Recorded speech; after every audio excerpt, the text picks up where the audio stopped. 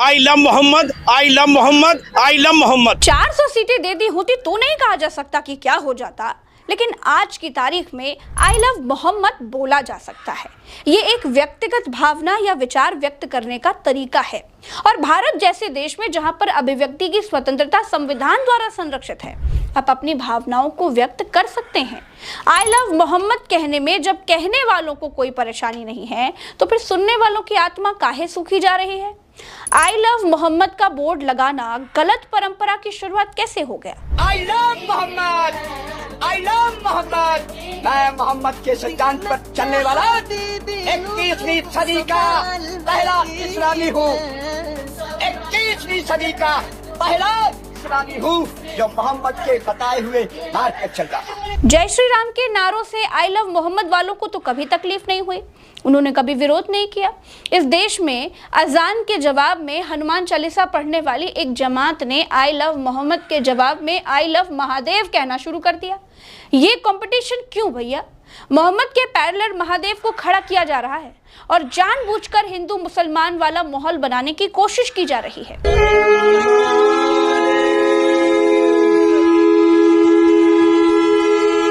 दोस्तों, कानपुर से एक चिंगारी उठी और पूरे देश में वो फैल गई।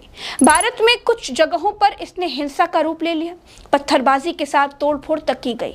इससे दो समुदायों के बीच विवाद और तनाव बढ़ गया। इसमें एफआईआर भी दर्ज की गई। पूरा मामला क्या था उसको भी आपको समझना चाहिए। दोस्तों, कानपुर में आई लव मोहम्मद लिखा एक बोर्ड लगाया गया।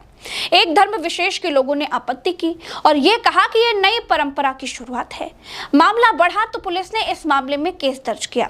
दूसरे समुदाय का आरोप है कि ऐसा आई लव मोहम्मद लिखने पर किया गया। पुलिस का कहना है कि कानून व्यवस्था को भंग करने के आरोप में मामला दर्ज किया गया है।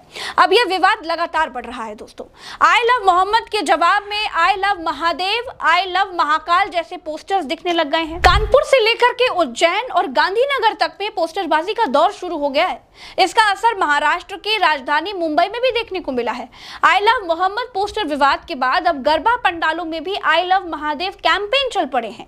मुंबई के गरबा पंडालों में आई लव महादेव के पोस्टर्स लेकर के लोग पहुंचने लगे हैं। गुजरात में भी आई लव मोहम्मद के नारे के साथ पत्थरबाजी करने की घटना सामने आई। नवरात्रि के दौरान दहगाम के बहियल गांव में हंगामा हो गया। नवरात्रि में चल रहे गरबा के दौरान पथराव से माहौल जबरदस्त बिगड़ गया। पथराव के साथ ही आगजनी की घटना को भी अंजाम दिया गया। कई वाहनों के शीशे तोड़ दिए और 2 दुकान आग में जलकर खाक हो गई। हिंसक घटना के बाद स्थानीय पुलिस हरकत में आई।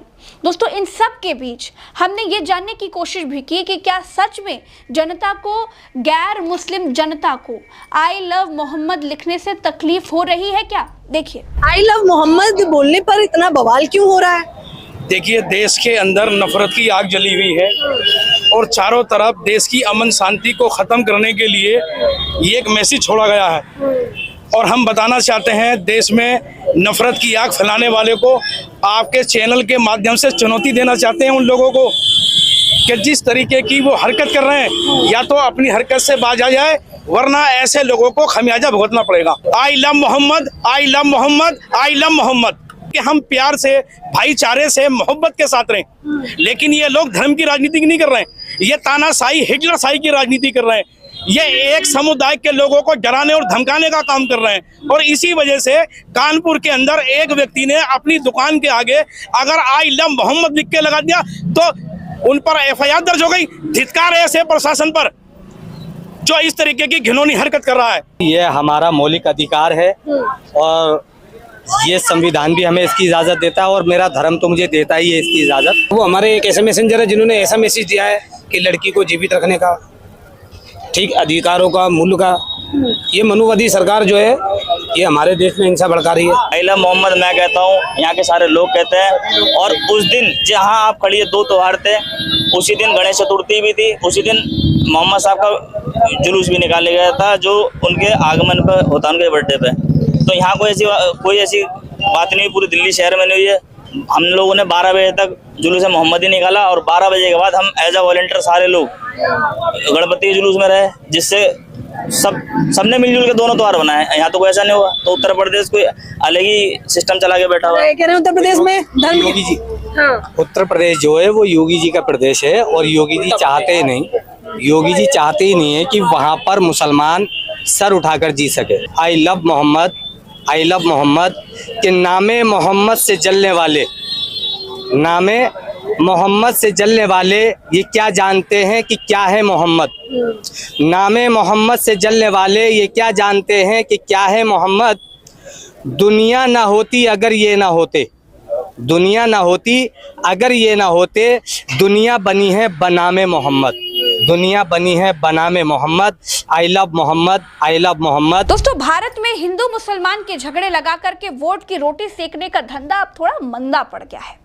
चिंगारी लगाने वालों ने चिंगारी सही लगाई, लेकिन लोगों की समझदारी ने उसे आग नहीं बनने दिया। ऐसी बातें तभी होती है जब देश में कहीं किसी हिस्से में चुनाव होने होते हैं। बिहार में चुनाव है, वहां की जनता हिंदू मुसलमान की बात ही नहीं कर रही है। वोट चोरी का मुद्दा सिर पर चढ़कर बोल रहा है। लोग चिल्ला चिल्ला कर कह रहे हैं वोट चोर गद्दी छोड़, लेकिन बिना हिंदू मुसलमान के तो वो चुनाव जीत ही नहीं पाएंगे।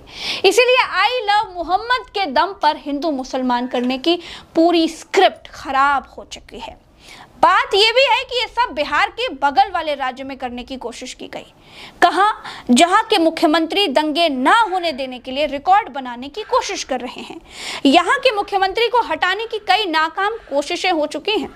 दोस्तों, बंद शब्दों में कह रही हूँ, कम कह रही हूँ, आप ज़्यादा समझिए, सब कुछ समझ में आ जाएगा। चलते हैं। राम राम, दुआ सलाम, जय हिंद। देखिए, आई लव मोहम्मद हो या आई लव महादेव हो या फिर कोई भी ईश्वरी ताकत, किसी को घृणा करना हिंदुस्तानियत नहीं सिखाती है। ईश्वर अल्लाह तेरो नाम, सबको सन्मति दे भगवान, यही तो हम जानते हैं।